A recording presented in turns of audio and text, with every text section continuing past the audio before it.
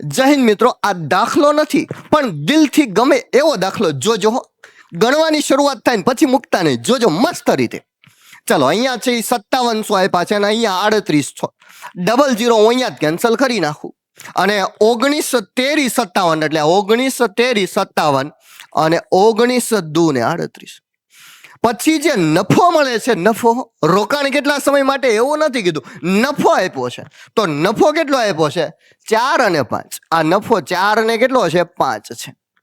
હવે જોજો, ખાસ ધ્યાન રાખજો, સમય ગોતવાનો હોય ત્યારે અહીંયા છે એ શું છે? તો આ રોકાણ છે અને આ નફો મળે છે. શું મળે છે? નફો. અને અહીંયા સમય છે તમારે ગોતવાનો.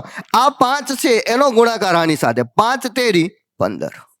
અહીંયા 4 દુ ને 8 એટલે 8 જેમ 15 ના પ્રમાણની અંદર આ તમારો જવાબ છે એ બનશે. વિદ્યાર્થી મિત્રો, સમજાઈ ગયું હોય ને તો આનો જવાબ છે એ કોમેન્ટની અંદર બહાટી બોલાવવાની છે. જય હિન્દ.